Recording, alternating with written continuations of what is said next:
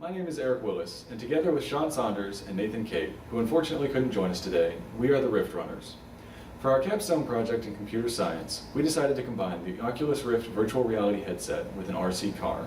The final result is this, the Rift Rover, a remotely controlled vehicle that gives the user a first-person view, much like driving a normal car.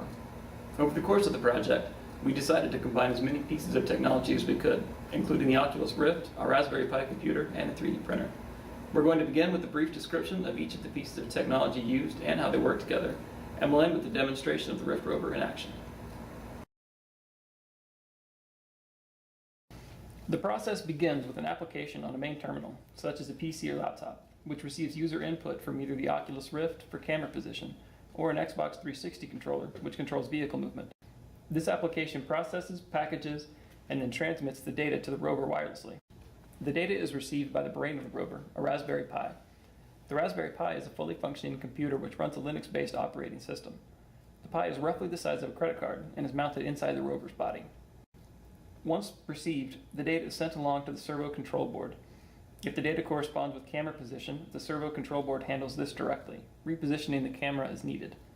If the data is for vehicle movement, it's passed along to the motor control board, which then tells the rover's 4 motors how fast and in what direction to move. The camera we chose to use is the Raspberry Pi camera module, designed specifically for the Raspberry Pi.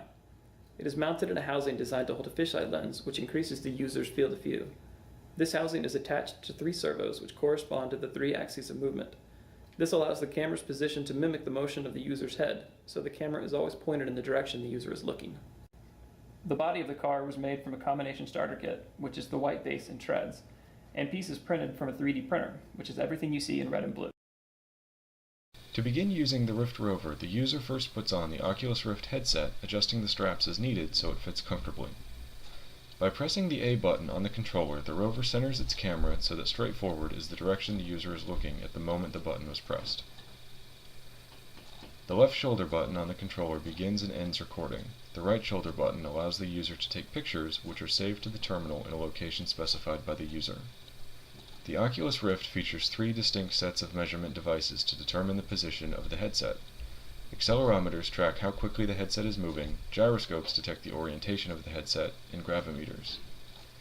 These last meters detect the pull of Earth's gravitational field, which allow the Oculus Rift to know which direction is down, so the video displayed is always oriented in the same direction as the user. You may notice the rover is not particularly fast. This was a deliberate design decision by the Rift runners in order to protect the users. With this version of the Oculus Rift headset, the experience is so immersive that it can cause wearers to suffer motion sickness. By keeping the speed low on the rover, we were able to minimize this issue.